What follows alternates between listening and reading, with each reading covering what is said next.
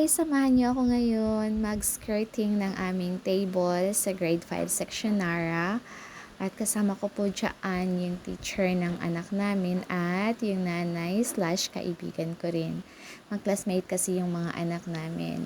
Actually po, kahapon po ito naganap at ngayon ko lang po na-upload.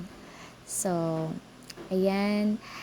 Malapit na ako matapos dyan. Actually, inulit ko po yan. May nauna na akong video nito na hindi ko na lang in-upload kasi hindi ko nagustuhan yung design niya. Kaya inulit ko at ito na lang yung ginawa namin.